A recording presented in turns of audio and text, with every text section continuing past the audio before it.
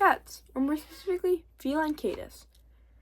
The name for the predators we've decided should live in our house. Say hi! Which is honestly, fair enough. Look at them. But we're going to talk about them today.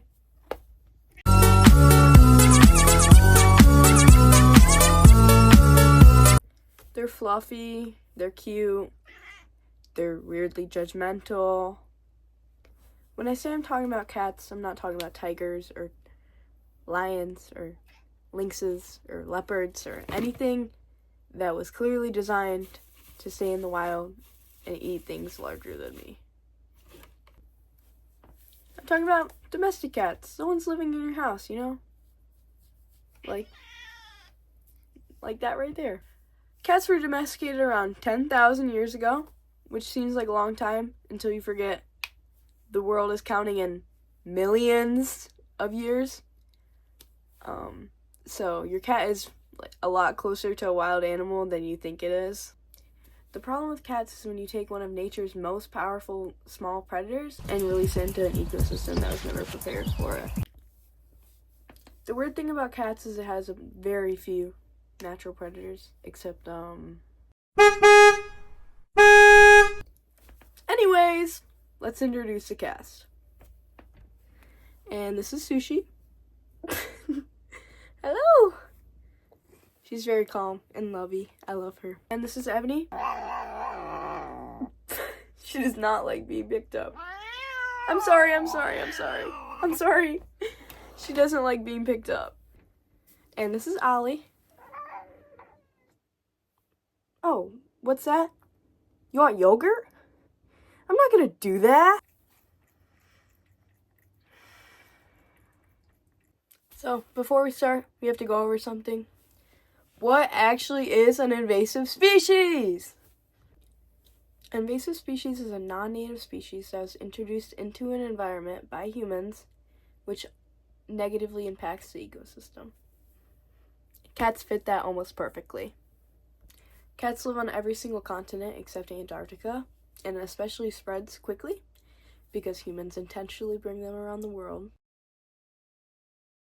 Domestic cats arrived to the Americas during the European colonization, where they were purposely brought on ships to help with pest control, which is funny because cats are really bad at pest control. It's a really common misconception that cats are good at hunting rats. In New York City, some researchers at a recycling plant were studying a colony of cats that lives there. They researched them over a span of 78 days, and throughout that days, there were 3 pursuits to catch rats, and they killed only 2. So now there are over 100 million feral and free-roaming cats, and it's probably more because tracking stuff like that is really difficult numbers. You can't really figure out how many cats there are in the world. It's just difficult. Unlike native predators, cats were dropped into an ecosystem where the prey animals around them were not used to those type of predators. So as a result of that, small mammals and reptiles and rodents and other things they eat literally never developed any defenses to them, which is really unfortunate. So I mentioned Sushi earlier. She was actually a cat we found outside, and it was the middle of winter, and she was so skinny you could see all her ribs. She was malnourished to the point where she looked like a kitten, and when we took her to the vet, we found out she's actually 2 years old. She had really bad ear infections when she was here. She had ear mites and a normal ear infection. So we were going to foster her to get her back to health and then rehome her to someone who could take care of her. But we fell in love, so now we have her. Cats outside are at risk of toxoplasmosis. They get it from eating rodents, and a cat will usually discard it within 10 to 14 days through their feces. But if those feces get into a water stream or by produce that's growing, or like in a garden bed where someone's gardening, it can spread to humans. Even though a cat can get rid of it relatively quickly, it can cause them to be lethargic or have neurological issues down the road. It's a really common thing. It's estimated around 10 to 15% of adults in America have toxoplasmosis. It usually causes flu-like symptoms for about a month or two, but in rare cases it can spread to vital organs. It's taken around 700 lives.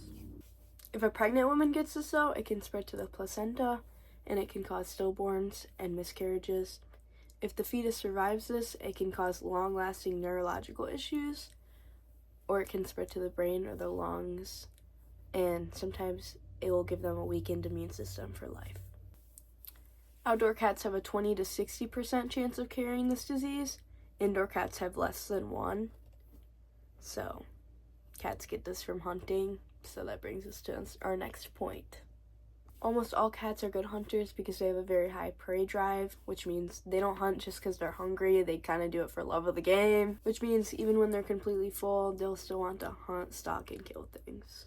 Scientists estimate that outdoor cats have contributed at least 40 birds becoming extinct, and they still threaten hundreds more of endangered species to this day.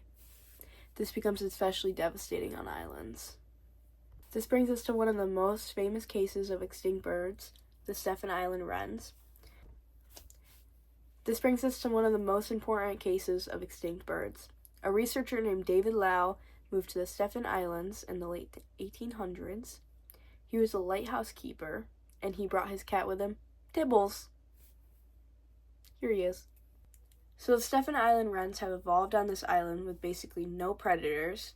They were a flightless bird. They were very small.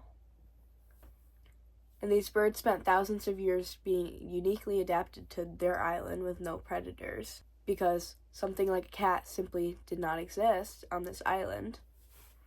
The really insane part of the story is David Lau actually researched the birds because Tibbles kept leaving their dead bodies on his doorstep. The problem is Tibbles did exactly what cats are biologically programmed to do: hunt. Within a year, those birds were extinct. And yes, Tibbles killed the birds, but technically, I think the responsibility falls on us as humans because we are the ones that brought him there. So, what can humans do about it? Okay. Thank you. A common method is the TNR program, which is trap, neuter, release, or trap, neuter, return. Basically, stray cats are taken from the wild, trapped, and then sterilized, and then they're released back to their home where they were. The problem with this is some cats will just not fall for the trap, and it's not 100% accurate. You can never get all the cats.